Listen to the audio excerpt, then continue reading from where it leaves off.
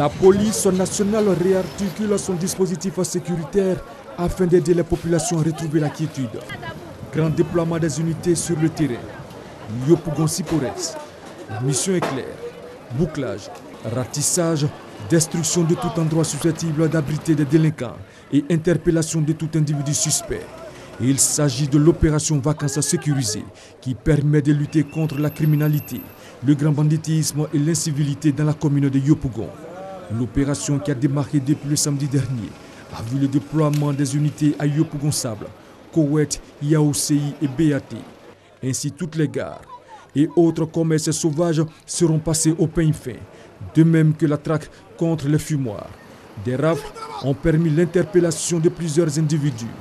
L'opération de sécurisation de la commune de Yopougon a mobilisé plusieurs unités issues de la brigade anti-émeute, des CRS 1 et 2, du groupement mobile d'intervention, avec l'appui du Centre de coordination des décisions opérationnelles CCDO. «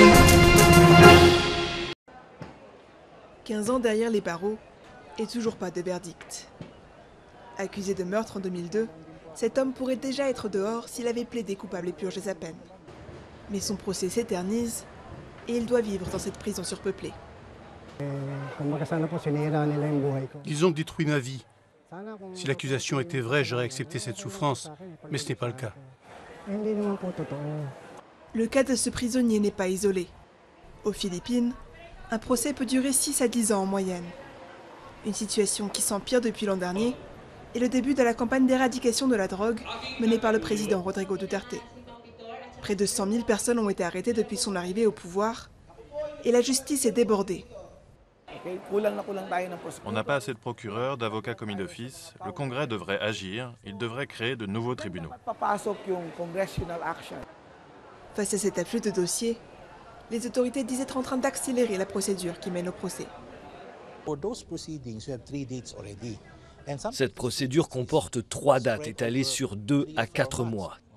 Ces 3 étapes peuvent être faites en une journée. Nos procureurs vont aussi s'occuper des affaires le matin et l'après-midi sans arrêt.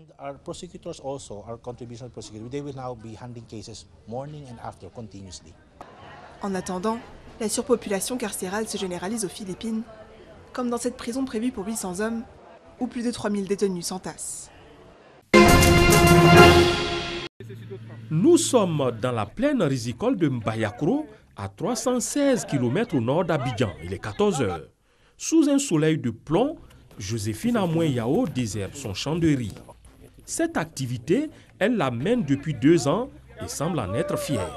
J'ai choisi de faire ce travail parce que je vois que dans ce travail, on gagne plus. Joséphine a 49 ans. Elle est mère célibataire avec 8 enfants. La culture du riz est pour elle un moyen d'assurer son autonomie financière et sociale. On peut avoir beaucoup d'argent vraiment dans ce travail. Le commerce c'est bon, mais j'ai choisi de faire le riz, puisque je vois que dans le riz, on peut gagner l'argent pour s'occuper des enfants. La parcelle de Joséphine est composée de 2 casiers de 0,6 hectares. Elle produit la variété de riz Nérica améliorée. Elle réalise 3 tonnes. Joséphine effectue 2 récoltes, soit 2 cycles de 4 mois, en fonction de la variété de riz produit. Grâce à ces 2 récoltes, Joséphine empoche annuellement un revenu brut de 1 050 000 francs CFA. Une performance qui lui vaut d'être désignée leader de pool des femmes de son village. Moi, Joséphine, elle est rentrée volontairement. Ici, on fait une demande. Chacun est libre de faire sa demande. Elle a fait sa demande et elle a répondu vraiment à nos critères et elle a été retenue. Et aujourd'hui, ça lui permet d'assurer vraiment de subvenir à ses besoins. Ça suit son autonomie. Elle scolarise ses enfants. Il faut dire qu'au niveau de la riziculture, ici, c'est le milieu le plus suivi. Parce que vous avez mis votre riz en place, il y a l'eau, il y a tout. Donc c'est sûr que vous sortirez d'ici avec quelque chose. On a à peu près 35% des femmes, mais toutes les femmes sont intéressées. Et je vous assure que c'est les femmes qui représentent notre moteur ici. La riziculture est un secteur efficace de lutte contre la pauvreté et la faim en Afrique, en particulier en Côte d'Ivoire. Plus de 3 millions de personnes en dépendent, dont 1 650 000 femmes. Si l'autonomisation des femmes dans cette filière est un bel exemple, Il n'en demeure pas moins que la filière a besoin de plus de financement pour accroître les exemples de Joséphine. Qui succédera à Bénédicte Bolou, Super Ebony 2016? Réponse le 29 décembre prochain à l'occasion de la 19e édition de la Nuit de la Communication. Cette année, en dehors des prix déjà existants, l'Union nationale des journalistes de Côte d'Ivoire, INJCI, a lancé la compétition avec 2 innovations. Il y a 2 nouveaux prix sectoriels qui ont été créés. C'est le prix qui récompense le journaliste qui aura lutté contre l'immigration clandestine. Et il y a un autre prix qui est décerné par l'Union des radios de proximité, qui est le prix de la radio Amis des enfants. L'UNJCI salue cette année le parrainage du Premier ministre Amadou Gon Coulibaly, dont les services ont proposé le prix du meilleur journaliste, dont les écrits favorisent la destination Côte d'Ivoire. Nous sommes reconnaissants au Premier ministre Amadou Gon Coulibaly, qui a accepté cette année de parrainer la 19e édition du prix Ebony, ce prix d'excellence qui consacre les meilleurs journalistes de Côte d'Ivoire. C'est pour nous le lieu de lui témoigner notre infinie gratitude. Le Super Ebony 2017 partira avec une voiture et un terrain d'une valeur de 10 millions de francs CFA. Les productions de cette année concernent la période du 5 octobre 2016 au 4 octobre 2017. La réception des dossiers se fera du 6 au 27 octobre prochain. Le jury du prix Ebony sera présidé pour la 4e fois consécutive par Eugène Dié Kakou. « 6 septembre 1901, McKinley est assassiné. William McKinley est le 25e président des États-Unis. Depuis les années 1880, il est un très influent membre du Parti républicain et de la Chambre des représentants.